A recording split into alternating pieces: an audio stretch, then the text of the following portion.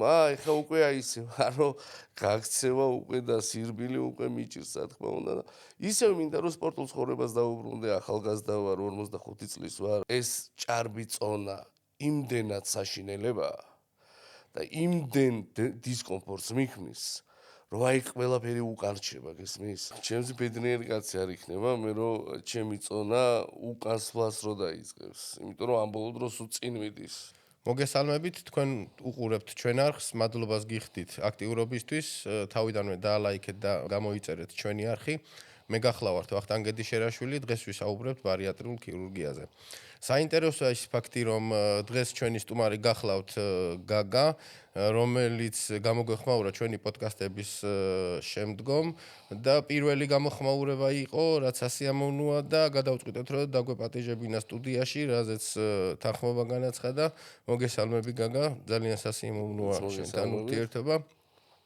გაგას გადაწყვეტილი აქვს ოპერაციული მკურნალობა, ჯერ არ დაგვიწყია გამოკვლევები. პოდკასტი იქნება კონსულტაციის მსგავსად, გავიაროთ კითხავარკვეული კითხვები, რამ მიგაღებინა გადაწყვეტილება, ჩივილების შენი და ასე შემდეგ. პირველი კითხვა იქნება ასეთი, გაგა, რამ შენი სიმაღლე, შენი წონა, რომ გამოვთვალოთ შენი სხეულის მასის ინდექსი და ის ჩივილები, რაც შენ გაწუხებს ამ წონასთან დაკავშირებით. მოგესალმებით. ესე იგი, ჩემი წონა არის 155 კილო ვარ, ცოტა მეტი. და 1.72-11 დაახლოებით ესე ვარ სიმაღლეში. რამ გადამაწყვეტინა და მთელი ცხოვრება სპორტს მივსდევდი, სპორტსმენი ვიყავი, ჯანზე ვიყავი, არ მაწუხებდა არაფერი, ისე რომ გამექცა ეს წონა და დავინახე უკვე რომ ისე ვარ, ცადე, ხარ ავცადე, დიეტა რა, ვერ დავიცავი, ასე ვთქვათ რა. მაინც ძნელია რა, ასე ვთქვათ.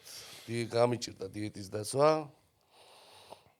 მე თქვენი პოდკასტს ვნახეთ, რავი, დავინტერესდი, ჩავეციე რაღაცები, ამოვიკითხე, გავეცანი ყველაფერს და მოგმართე თქვენს. მაგიტომ რომ მინდა რომ ასე ვთქვათ, თავს უშველო. თქვენი სხეულის მასის ინდექსი ახლა გამოვთვალე 51-ია BMI, რაც პირდაპირ ჩვენება არის ოპერაციული მკურნალობის. მაინტერესებს თქვენი ცხოვრების რეჟიმი, როგორი ცხოვრების რეჟიმი გაქვთ, რამდენად აქტიური ხართ და როდის დაგეტყოთ წონის მატება? წონის მატება, მე ხა გამხდარი არასდროს არ ყოფილ ვარ. ვიყავი 100 კილო, ნორმალურად, რა თქმა უნდა, მაინც ბევრია, მაგრამ მაგ დროს აი 100 კილო რო ვიყავი, ნორმალურად ვზრუნავდი თავს, არ მაწუხებდა არაფერი. ასე ვთქვა.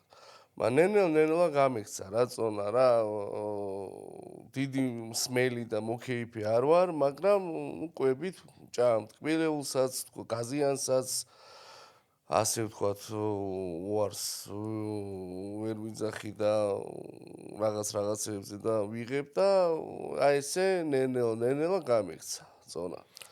ერთი-ორჯერ ვცადე ვითომ რომ რაღაც დიეტა დამეცვა, რაღაც მექნა, მაგრამ გამიჭირდა, ვერ ვქენი. გაგიჭირდა თვითონ დიეტის დაცვა თუ და ამ დიეტის დროს რამდენად შედეგიანი იყო თქვა დიეტა და თუ ქონდა წონის კლება დიეტის დროს და დაახლოებით რამდენი ხანი იყავით დიეტაზე? წონის კლება მქონდა, მე რაღაც პერიოდი გამიჩერდა და მაგან ამრია, მე რაღაც 5-6 კილო დავიკელე რაღაც პერიოდი დიეტაზე რო ვიყავი და მე გამიჩერდა და მე მაგან ამრია რა, რომ გამიჩერდა, აღარ ვიკლებ ისეს და ისე დაბადების დღე იყო, ხან რაღაც იყო, ხან რაღაც და აი ესე ამერია და ამას ქვია რომ ვერ დავიცავი დიეტა რა, გამიჭირდა. გასაგები, რამდენად აქტიური ცხოვრებით ცხოვრობთ, რაში გამოიხატება თქვენი აქტივობა და ყოველდღიურობა, თქვათ, სამსახური? ყოველდღიურად სამსახურში მოძრაობ, მანქანით, სულ მოძრაობა მიწევს, მაგრამ რო გითხრა რომ ბევრს დავდივარ ფეხით და ძალიან აქტიურად ფიზიკური აქტივობა იმდენად არ მიწევს. მიწევს სიარულის, მაგრამ ბევრი არა, ასე ვთქვათ რა, უფრო მანქანით მოძრაობ რაღაც სამსახურებრივ საქმეებს რაც ჭირდება და გასაგებია. აი ჭარბწონასთან, სიმსუქნესთან დაკავშირებული პრობლემები რაც უკვე მოიმატეთ წონა და უკვე ისეთ წონა გაქვთ რომ გადაწყვიტეთ იმ დასკვნამდე მიხედვით რომ მიმართოთ ოპერაციულ მკურნალობას. რა დაავადებები მაიჩინა თავი ამ ხნის განმავლობაში, რა ჩივილები გაქვთ, რა გაწუხებთ ამ წონასთან დაკავშირებით? დაავადება როგორც ესეთი დაავადება არა, უფრო აი პრობლემები რაღაც იმას სიმსუქნესთან დაკავშირებით, ну აი როგორ გითხრათ, დაღლილობა ძალიან მალე ვიღლები, სამსახურიდან მოვალ თუ არა, მინდა რომ წამოვწვეთ, დავისვენო, ფეხები ავზიო, ეგრევე მეძინება. და რავი კიდე ოჯახ, ну არ პირადი რაღაცები კიდე და ну ძალიან ბევრი პრობლემა შემიქმნა ამ სიმსუქნემ. რამაც გადამაწყვეტინა რომ თავს უნდა მივხედო, ოღონდ რომ ვერ შევძელი ესე თქვა დიეტით და იმით. ამიტომ მოგმართეთ თქვენ, რომ თუ გაეცანი გაგა იმ პერიოდს თქვა ოპერაციის შემდგომ პერიოდში როგორ რეჟიმში მოგიწევს ცხოვრება, გარკვეული შეზღუდვები გექნება, რა თქმა უნდა. ოპერაციის შემდეგ გარკვეული პერიოდი იქნება ის მზარდი დიეტა, კვებითი შეზღუდვები გარკვეულწილად გექნება და ამისთვის თუ ხარ მზად და თუ გიფიქრი ამაზე რამდენად შეძლებ. მაგის ვიფიქრე კი, რა თქმა უნდა, ცოტა თავზალა უნდა დავატანო. ამ ოპერაციის მერე როგორც გავიკითხე, როგორც ვიკითხე, რასაც გავეცანი, თვითონ ეს ოპერაციაც რო კეთდება, ხო? გეხმარება, რომ ეს ყველაფერი გააკეთო. და მაგისთვის ეს კუჭის რო გიპატარავდება, როგორც მე ვიცი, იმდენ საკვებს ვეღარ იღებ, რასაც აქამდე ვიღებდი და თევზს ვავსებდი და დიდ გორას ვაყენებდი, ასე ვთქვათ, იღებ ცოტას, გაკმაყოფილებს და დანარჩენი ეხა დაკმაყოფილებული როცა ხარ ადამიანი, უკვე იქ ტვინის და ყველაფერის უკვე სხვანაირად ფიქრობს და ამ ყველაფერს დაეხმარება და გადამატანინებს ამ ყველაფერს. რა თქმა უნდა. როცა ესე ხარ და დაღლილი მოდიხარ სამსახურიდან და ზომას ვერ გძნობ იმდენს რომ იღებ და ის გადმოღებ ბოლომდე როჭამ უკვე მან უკვე რა თქმა უნდა შენი სხეულის მასის ინდექსი პირდაპირ ჩვენება არის უკვე ოპერაციული მკურნალობის ვინაიდან ახალი 2023 წლის იფსოს გაიდლაინებით როცა 30 არის სხეულის მასის ინდექსი და თანდართული დაავადებები არის როგორც ვთქვათ არტერიული ჰიპერტენზია, შაქრიანი დიაბეტი და სხვა კომორბიდები ჩვენება არის ოპერაციული მკურნალობის. აგრეთვე როცა არის სხეულის მასის ინდექსი 35 შეიძლება უკვე აქ თანდართული დაავადებებიც არ იყოს და უკვე პირდაპირ ჩვენება არის ოპერაციის და შენი 51-ია. საკმაოდ დიდი წონა გაქვს. ყოველთვის პაციენტებთან როცა ვსაუბრობთ, კვლევებამდე პაციენტები ძახიან არანაირი თან დაავადებები არ მაქვს, ჯანმრთელი ვარ და ასე შემდეგ, მაგრამ კვლევების შემდეგ გამოჩნდება ხოლმე დაავადებები, რომელიც პაციენტმა მანამ არ იცოდა, წარმოდგენაც არ ჰქონდა, მე გვიწევს ამ დაავადებებთან მკურნალობა ბრძოლა, მომზადება ოპერაციისთვის და უკვე დაგეგმა ოპერაციის და შესრულება. შენ ახლა ამ პერიოდში მოგიწევს გამოკვლევების ჩატარება, იქნება ეს სტანდარტული გამოკვლევები, ლაბორატორიული და კლინიკო ლაბორატორიული კვლევები, ამის შემდეგ უკვე გამოვასწორებთ შენ ჯანმრთელობის მდგომარეობას, რაც ხელს გვიშლის ოპერაციული მკურნალობისთვის და დაიგეგმება ოპერაცია. თუ ყავს საახლობლოში თქვათ ისეთი პიროვნებო, ვისაც ეს ოპერაცია გაუკეთებია და იმისი პირადი გამოცდილება, ანუ შენზე რა ზემოქმედება მოახდინა სხვების თქვათ რჩევებმა და გეტყვით რა, გაიკეთეს ჩემ ახლობლებმა რამოდენიმე, ზოგმა საზღვარგარეთას გაიკეთა, ზოგმა ახაც გაიკეთა. ქონია კომუნიკაცია, უყურებდი, გავგიჟდი, აი ჯერ გავგიჟდი, რამდენად კარგად დაიკლეს. მე დავინახე, რომ ჩვეულებრივი ადამიანები არიან, როგორიც მე, პროსტა ცოტა სჭამენ. და ყველაფერს სჭამენ. რა არანაირი შეზღუდვა არ აქვს. ჩვეულებრივი ადამიანები არიან, პროსტა უფრო კარგად გამოიყურებიან. გაგა გენეტიკურად რამდენად დატვირთული ხარ ჭარბიწონის მიმართ, თქვათ სანათესაოში ნუ ოჯახში აი თუ ყავს ჭარბიწონიანი დედაჩემი ნორმალური სიმსუქნის ქალია. არაფერი პრობლემა. მამაჩემი იყო მსუქანი რა, დაახლოებით ჩემნაირ ტანზე იდგა რა, ასე ვთქვათ რა და სამწუხაროდ 51 წლის ასაკში გარდაიცვალა. ინსულტმა მას ინსულტი დაარტყა და 2 დღეში გარდაიცვალა და უკვე მეცრო წლებს უახლოვდები და რომ უყურებ ჩემ თავს და უკვე ბევრი შეზღუდვა რომ აქვს და ის ბიჭი აღარა ვარ, რაც 20 წლის ბიჭი ვიყავი და ბევრი პრობლემა გამიჩინა ამ სისუქნემ, ამან გადამაწყვეტინა. კი, სიმსუქნე, ჭარბიწონა, მით უმეტეს მამაკაცებში მაღალი რისკ ფაქტორი არის ინფარქტის და ინსულტის თან იმ ასაკში დაახლოებით 40 წლიდან 60 წლამდე და აღსანიშნავია, რომ ეს ოპერაციები, ბარიატრიული ოპერაციები სტატისტიკურად დაახლოებით 30%-ით ამცირებს ინსულტის და ინფარქტის განვითარების რისკს და ძალიან სწორი გადაწყვეტილებაა, რომ თქვენ ჩათვალეთ საჭიროდ, რომ მიმართოთ ამ მკურნალობის ხერხს. რამდენად, თქვათ, ეს წონა რამდენად ყოველდღიურობაში გიშლით ხელს გაგა და რამდენად ან გიგზნიათ დისკომფორტი, თუნდაც, ნუ დისკრიმინაციას ვერ ვიხმარ, ის გამოხედა მაინც რომელსაც იჭერთ, რომ ნუ ახლა წონა გაქვთ, იმდენად აქტიური ვერ ხართ სოციუმში. ყოველ წამში და ყოველ წუთში მიშლის ხელს. აქაც ეხა რომ ვზივარ, ვერ ვზივარ კომფორტულად რა. აი, იმიტომ რომ მაწუხებს სიმსუქნე. რომ მოძრაობ, ვიღლები, ძალიან ცოტას რო გავივლი, კიბეებზე რო ავდივარ, ყველაფერში ხელს მიშლის.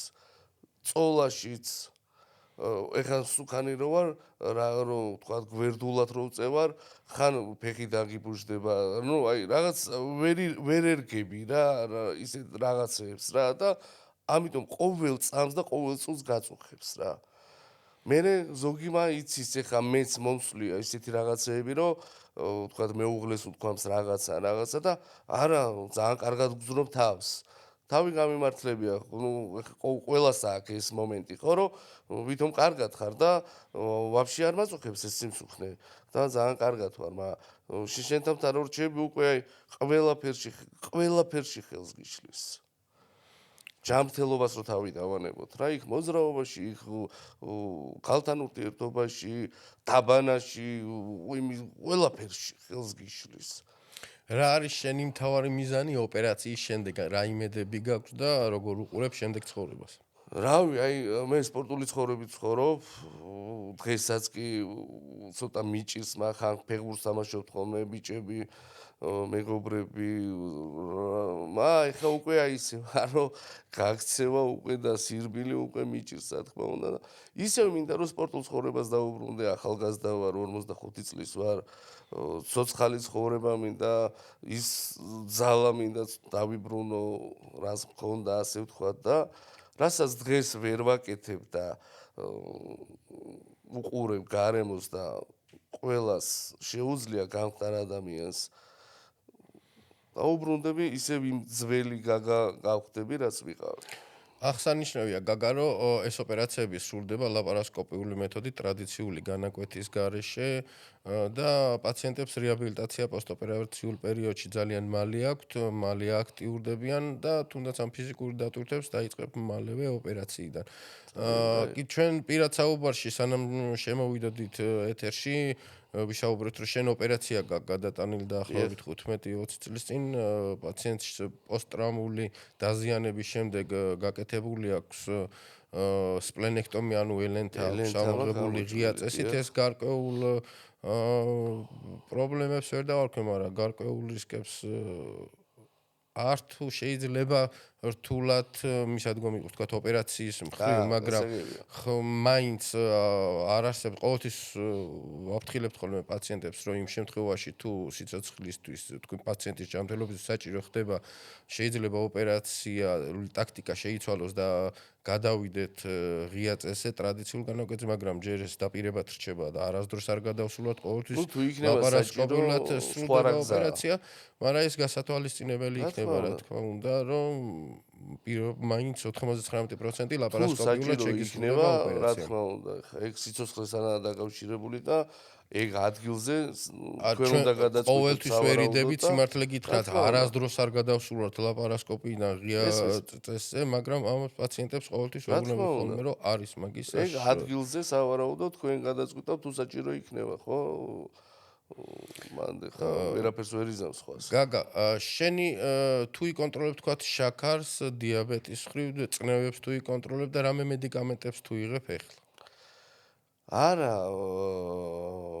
კონტროლით არ ვიკონტროლებ სამწუხაროდ. წამლებსაც არაფერს არ ვიღებ.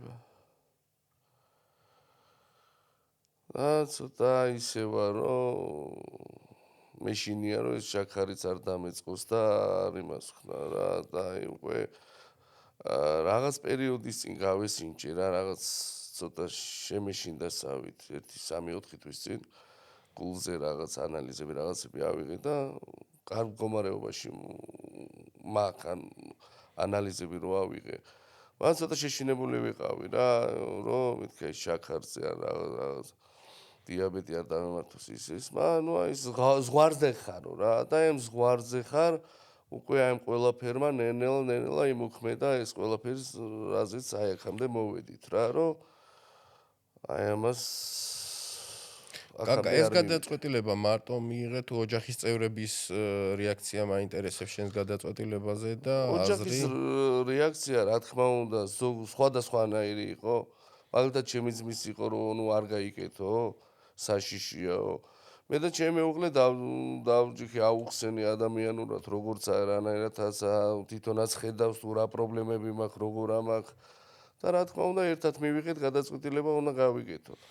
მე რო ჩავეხა ჩემს ძმას რო ჩავახედე რო დავანახე მე ჩვენმა ისეთმა ახლობლებმა გაიკეთეს გარშემო რამოდენიმე შევხედეთ გავიდა პერიოდი ნახევარი წელი გავიდა ზოგთან ერთი წელი გავიდა შევხედეთ რომ შვენივრად არიან და არანაირი პრობლემა არ აქვთ რა თქმა უნდა გადავწყვიტე მეც რომ მეც თან ჯერჯერობით ჯანმრთელობაც ხელს მიწყობს მაგისი რომ ეს ოპერაციაც ავიტანო დანარჩენი ყველაფერი ანუ მიწყობს რა ხელს ჯანმრთელობა შენი საუბრიდან გამომდინარე და გადაწყვეტილებიდან გამომდინარე ოპერაციის შიში არ გაქვს თუ გაქვს რაღაცა აუცილებლად იქნება გძნობა რაღაცა რა თქმა უნდა ეხა რაღაცა მაქვს მაგრამ ეს იმდენად აი ეს ჭარბი წონა იმდენად საშინელებაა და იმდენ დისკომფორტს მიქმნის რომ აი ყველაფერი უკან რჩება გესმის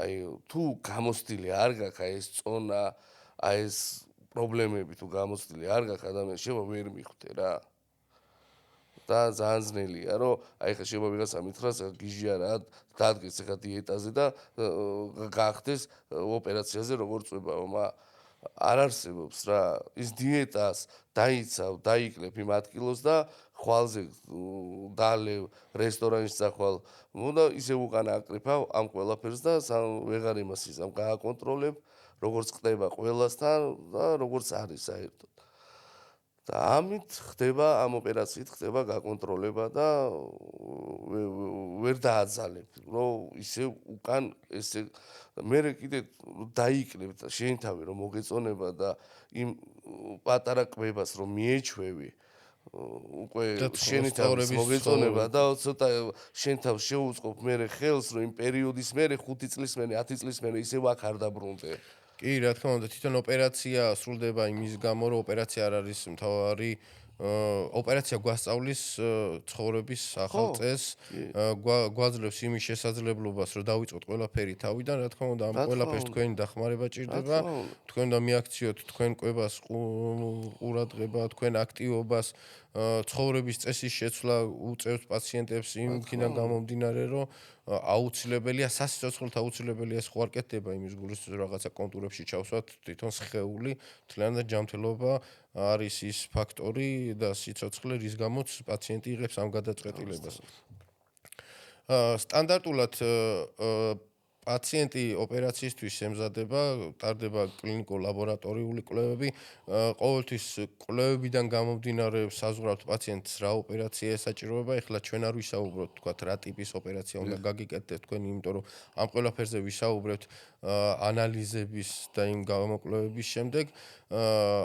ანალიზები ტარდება ლაბორატორიული კვლევები სტანდარტულად, თავის ბარიატრიულ ქირურგიას სტანდარტი აქვს კვლევების. აგრეთვე გაივლი აუცილებლად ენდოკრინოლოგის კონსულტაციას, ფსიქოთერაპევტის კონსულტაციას, კარდიოლოგის კონსულტაციას, გნახავთ აუცილებლად ანესთეზიოლოგი, კვლევებიდან გამომდინარე თუ რამე დარღვევებია, იმ დარღვევების მხრივ გვექნება აქცენტი გაკეთებული და უშუალოდ ის სპეციალისტები გაივლიან შენთან, რაც საჭირო იქნება იმისთვის, რომ მომზადდე ოპერაციისთვის. ეს ყველაფერი საჭიროა, რომ ოპერაციამ გართულებების რისკი, რა თქმა უნდა, ყველა ქირურგიულ ჩარევას აქვს გართულებების რისკი, ეს რისკი შევამციროთ. მსოფლიო გამოცდილებით 0.02% არის გართულებების რისკი. არ არის ძალიან მაღალი, პაციენტებს ყოველთვის მაგას ვეუბნები, რომ ასეთი მდგომარეობა ბევრად სარისკოა სიცოცხლისთვის, ვიდრე ოპერაციული მკურნალობა. როგორ ხედავთ თქვათ ოპერაციის შემდეგ რა იმედები გაქვთ და რა მიზნები გაქვთ, როგორ წარმოგიდგენიათ თქვენი ცხოვრება? აი პირველი წონის კლების ციფრები რო წამოა 10 კილო, 15 კილო და რამდენად იმოქმედებს ეს თქვენ? ჩემზე ბედნიერი კაცი არ იქნება, მე რომ ჩემი წონა უკანსვლას რო დაიწყებს, იმიტომ რომ ამ ბოლო დროს წინ მიდის. უკანსვლას რო დაიწყებს, რომ აი ვერ აგიხსერთ ალბათ რა, არ ვიცი რა გითხრათ. მიუხედავად იმისა, რომ ასაკი ახალგაზრდა გაქვს, სანამ ველოდებოდი თქვათ ეთეს შემოსვლას, რამოდენიმეჯერ დავაკვირდი, რომ ჩაგეძინათ პიკიკის სინდრომი გაქვთ, როჯდებით თქვენ? როჯდებით, აი იმდენად ალბათ გული, სხეული იმდენად გადატვირთულია ამ წონასთან და როჯდები და აი თუ აი ცოტა 1-2 წუთი არ ვისაუბრე და დავჯიქით ჩემთვის მივყუჩდი, ეგრევე მძინავს. დაახლოებით რამდენი ხანია რაც ეს პრობლემა გაქვთ? რა ვიცი, ალბათ 1 წელი, 2 წელი დაახლოებით. ალბათ ესე და უკვე რაც უკვე ესე მოვიმატე, იმის მერე უკვე ისე ვარ. პაციენტები წონადან გამომდინარე ურჩივიან ხოლმე თქვათ სახსრების ტკივილს, ძირითადად ქვედა კიდურებში, ადვილად დაღლას, ქოშინს. აი თქვენ რა ჩივილები გაქვთ ობიექტურად, რომ მომიყვეთ თქვათ თქვენ ჩივილების შესახებ? დაღლილობა სულ არ ვიარო. და იმ რულთან ვისდე მანქანა გადმოვიდე სახლთან დავაყენო მანქანა, მეორე სართულზე ვცხოვრობ, ავიდე, ხო? და შენ რო 2 ტაიმი ფეხბურთი ითამაშო, შენზე დაღლილი მე ვიქნები. აი ესეთ მდგომარეობაში ვარ რა, რომ ძალიან ვიღლები, რა თქმა უნდა, ფეხის კიდურები მტკივა, ფეხები თუ არ ავწიე, თუ არ წამოვწექი, თუ არ დავისვენე. ძალიან შეიძლება იმდენად პირადულია ეს კითხვები, მაგრამ უბრალოდ იმიტომ მინდა რომ ამ თემებზე ვისაუბროთ, რომ დარწმუნებული ვარ მაყურებელი ვინც გიყურებს და აწუხებს ჭარბი წონა, დაახლოებით იგივე ჩივილები აქვს და აქედან გამომდინარე ძალიან საინტერესოა თქვენი ჩივილები თუ ჩათვლით საჭიროა თუ უფრო გაშლილად ვისაუბროთ ამ თემაზე, რომ ეს იყოს მესიჯი თქვათ იმ ადამიანებისა, რომ მიხედან თავის ჯანმრთელობას. გაშლილად რა შემიძლია ვთქვა? წონა იმდენად შემაწუხებელია, რომ აი მოძრაობაში ხელს გიშლის ადამიანს, ცხოვრებაში ხელს გიშლის ადამიანს, საქმეს ვერ აკეთებ. მე შენ თუ დაგჭირდება იმ რაღაც საქმის გაკეთებაში 5 წუთი მე შევა 9 საათი დამჭირდეს. ჩემი თუ გინდას ადგომით, გასვლით, იქ უნდა დაისვენო, იმიტომ რომ დაიღალე ფეხი კეთკი. მე ყველანაირ ფეხსაცმელს ვეღარ ხმარობ, იმიტომ რომ წონა გაქვს და რაღაცებს ისე ვერ ძირითადად თასმების გარეშე ხმარობ ხოლმე ფეხსაცმელს პაციენტებს. თასმების გარეშე ძირითადად სულ ბოტასი მაცვია, იმიტომ რომ ცოტა აწეული რო აქვს და რბილი როა, რომ ძალიან ფეხი არ დამეღალოს. და აი უნდა შეაიმასხნა რა, რაღაც იმას ხნა, რომ უფრო ნაკლებად, თორე ყველა ნაბიჯზე დაღლილობა გაქვს. რომელ სართულზე ახვალ შეუსვენებლად ისე რომ სანამ ქოშინი დაგეწყება, რომელ სართულზე დაგეწყება ქოშინი? ნუ რა გითხრა, მეორე, მესამე სართულზე მეტრზე ამ ბოლო დროს არ ავსულ ვარ და რო ავდივარ, მეწყება ქოშინი რა, ვიღლები. ღამის ძილი როგორ გაქვთ? ძირთადად ერთ პოზიციაში ძინავთ ხოლმე, ერთ ნახევრად პოზიციაში წამომჯდარ მძინავს, რაც პოზიციაში ძინავთ? გვერდზე წოლით, ერთ პოზიციაში მძინავს, რაც მოვიმატე იმის შემდეგ. რომ დავისინებ იმ პოზაშივე ვიღვიძებ. აქტიურობა ფეხით გადაადგილება წეღანაც ვახსენეთ რომ ძირითადად არ გიწევთ. აი დარბაზში, სპორტ დარბაზებში თუ გიცდიათ თქვათ სარბენ ბილიგზე. მიცდია სარბენ ბილიგზე, ვარჯიში, ცურვა, მიცდია როგორ არა. გამიკეთებია, რა თქმა უნდა, პატარა დოზით, იმიტომ რომ ვერ შევძელი დიდი დოზით გაკეთება. ეს თქვენით დაიწყეთ თუ ყავდათ თქვათ ტრენერი, იმიტომ რომ თქვენ წონაზე ესეთი დატვირთული ვარჯიშები თუ მეც კარდიო ვარჯიშები არ შეიძლება და ყოველთვის უნდა კონტროლებდეს სპეციალისტი. ჩემით ცადე, ჩემით ტრენერი არ ყოლია, მართალი რომ გითხრათ. კარგი გაგა. მოდი დავსახოთ გეგმა, მაშინ მე გეტყვი რომ მოკლედ წეღან როგორც აღნიშნე ლაბორატორიული კვლევები იქნება სტანდარტულად ამ კვლევებს არ ჩამოვთვლი, ინსტრუმენტული კვლევები იწყება თქვათ სრულდება ფარისებრი ჯირკვლის ეხოსკოპია, მუცლის ზღვის მიმოხილვითი ეხოსკოპია, საშარდე სისტემის ეხოსკოპია, გნახავთ კარდიოლოგი, გნახავთ ანესთეზიოლოგი, გნახავთ ფსიქოლოგი, აუცილებლად ჩასატარებელი იქნება აქ სპირომეტრია, ალერგიული ტესტები, ეს ყველაფერი გარკვეული კვლევები, ეზოფაგოგასტროდუოდენოსკოპია, რაც თავარია, მაგით ვიწყებთ ხოლმე კვლევებს, რომ კუჭი და საჭმელი ტრაქტი მომამზადოთ ოპერაციისთვის. ეს კვლევები გრძელდება დაახლოებით 2 დღე, იქიდან გამომდინარე, რომ ზოგი კვლევა ერთმანეთს ხელს უშლის და კვეთა არ შეიძლება. 2 დღის მერე ჩვენ გარკვეული სურათი გვექნება შენ ჯანმრთელობასთან დაკავშირებით და აქედან გამომდინარე უკვე გადავწყვიტოთ შენი ოპერაციული ჩარევის ტიპი, რა ტიპის ოპერაცია შევარჩევთ შენთვის. თუ სრული გექნება, არ არის პრობლემა, შეგვიძლია შევხვდეთ ჩვენ კვლევების შემდეგ და გავიაროთ ეს საკითხიც. ბევრად უფრო საინტერესო იქნება, რეალიტი შოუსავით გამოგვივა და მაყურებლისთვისაც საინტერესო იქნება. თუ რამე გაქვს სათქმელი, შეგიძლია ვისაუბროთ, პატარა მონახაზი გავაკეთოთ, თქვათ, ჩვენი გაცნობის და შენი იმედები, რა იმედები გაქვს მკურნალობასთან დაკავშირებით და შემდეგი შეხვედრა დავგვეგოთ მაშინ ესე გამოკვლევების შემდეგ. კი განაცვალე. დავგვიგმოთ. მეტი რაღა უნდა ვთქვა. დიდი იმედებს ვამყარებ რა, რომ ოპერაციის შემდეგ ისე ვის დაუბრუნდე, ვინც ვიყავი. დიდი იმედები მაქვს. თქვენზეც ძალიან ბევრი მსმენია და ვიცი რომ ისე ვის გავხდები, ვინც ვიყავი რა. ძალიან მონდომებული ვარ, ძალიან მომზადებული ვარ. და ერთი სული მაქვს, როდის ჩატარდება ოპერაცია. მადლობას მოგიხდი ნდობისთვის, ეს მთავარია, იმიტომ რომ ექიმსა და პაციენტს შორის ყოველთვის უნდა იყოს ნდობა, არ უნდა იყოს საიდუმლო. იმ ბევრს წვიტავს ყოველთვის ვეუბნები ხოლმე ამას პაციენტებს, რომ ერთმანეთთან არ დავმალოთ, გავიხსნათ. ერთ შეხვედრაში ეს რა თქმა უნდა არ ხდება, ჩვენ რამოდენიმეჯერ მოგვიწევს შეხვედრა. უფრო გავიხსნებით, უფრო მეც ვისაუბრებთ გარკვეულ დეტალებზე.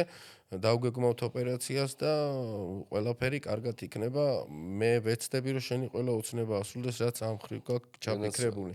ჩვენ დავგეგმეთ, რომ გაგასთან ერთად გაჩვენოთ ყველა ის ნაბიჯი, რაც პაციენტი გადის ოპერაციული მკურნალობისთვის, როგორ ჩაიტარებს გამოკვლევებს, როგორ დაიგეგმება ოპერაცია, აგრეთვე ის პერიოდი, რასაც პაციენტი გაატარებს კლინიკაში, ეს ყველაფერი თქვენთვის საინტერესო იქნება. დარჩით ჩვენთან, თვალი ადევნეთ ჩვენ არხს.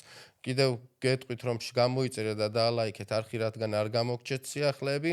მადლობა, რომ უყურეთ ვიდეოს ბოლომდე. გისურვებთ ჯანმრთელობას.